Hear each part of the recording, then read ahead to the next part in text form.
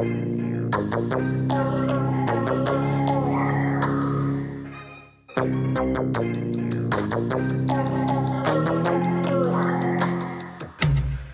guys, and welcome to the channel.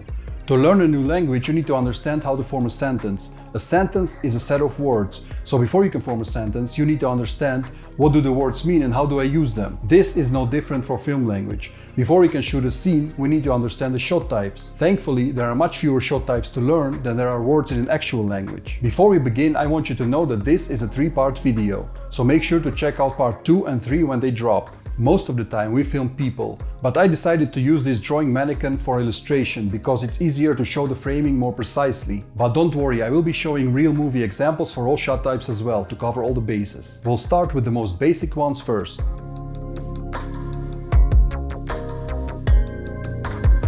In this type of shot, our subject is visible from top to bottom, but pay attention to the space above and below the subject in the frame. This type of shot is often used to establish the location of the scene, but also the position of our subject within that location. Let's take a look at a few more examples of the wide shot.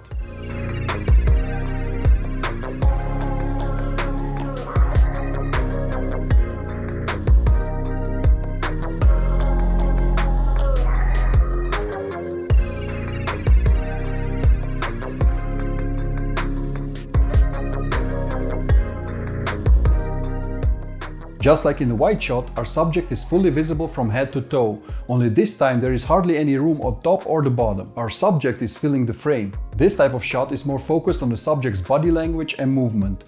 Showing the location is not the goal here. Take a look at a couple of other examples of the full shot.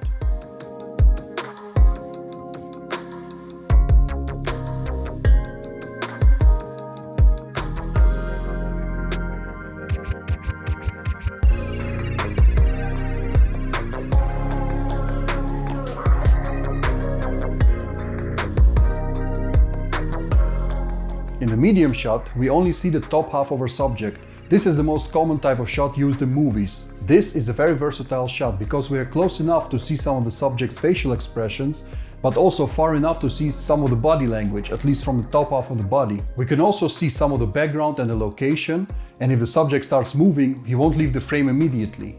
Here are a few more examples of the medium shot.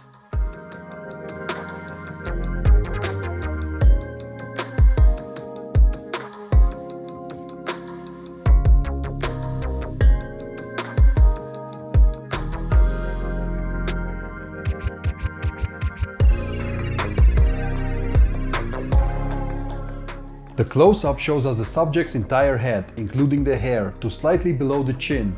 This type of shot is often used to emphasize subject's emotion or reaction, or to let the viewer know that something important is happening in the frame. Let's take a look at a couple of more examples of the close-up.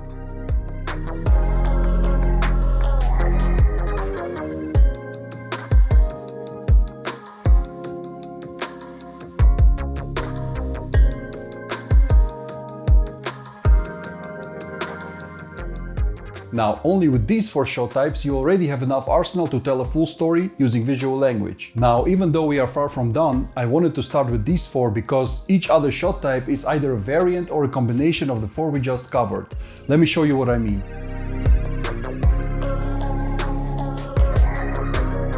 A variant of the wide shot is the extreme wide shot. It is the same as the wide shot, only our subject is even smaller in the frame. This is a useful shot to make our subject feel small and insignificant, or to show the scale of a location, for example. Let's take a look at a few other examples.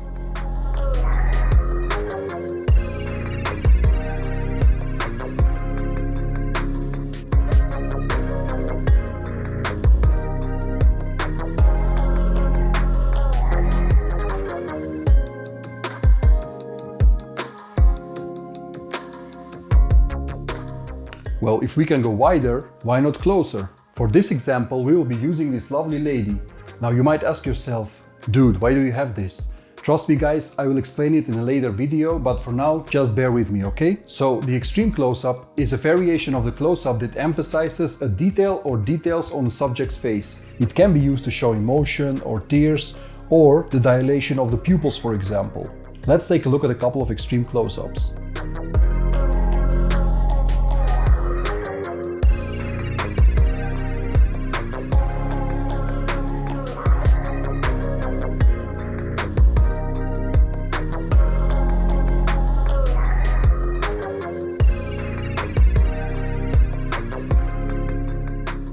Another variation of the close-up is the choker.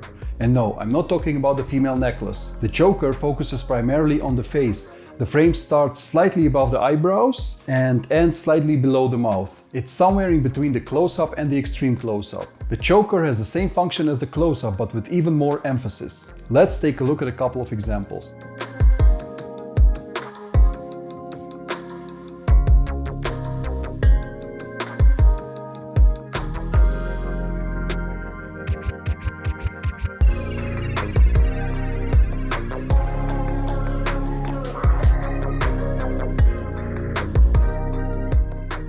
The knee shot is, like the name suggests, is a shot from the knees up.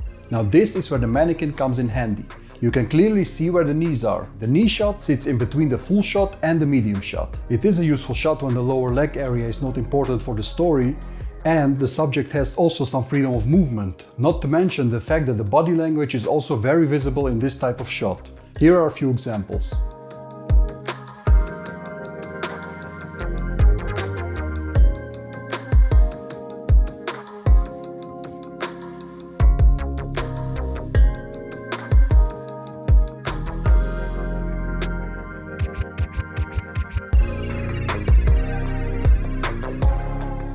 Believe it or not, there is actually another type of shot between the knee shot and the medium shot.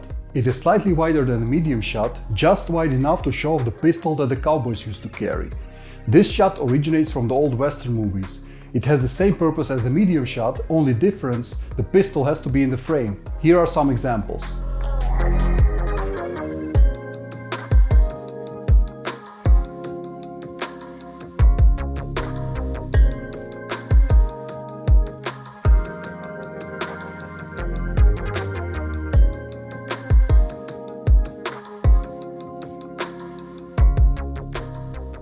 As the name suggests, this type of shot sits between the medium and the close-up. It's a kind of shot you will see a lot in an interview or a dialogue scene. The purpose of this shot is to keep your attention on the facial expressions of our subjects, more than in a medium shot, but not to emphasize as much as the close-up does. Take a look at a couple of examples.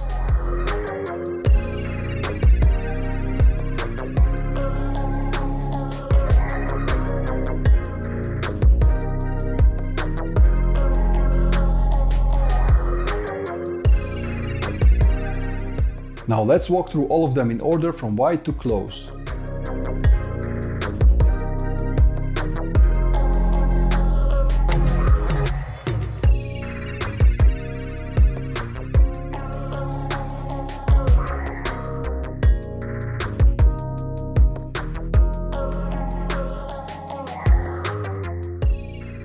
Now some of you might be thinking, wait a minute, those are not all the shots. What about the Dutch angle or the point of view or over the shoulder? And you're absolutely right. As I mentioned before, this is a 3-part video. In the next part we will be taking a look at all the shots that I just mentioned and more. And in part 3 we will see how professionals use all the things we learned in part 1 and 2. For now, I hope you enjoyed the video and I see you all next time.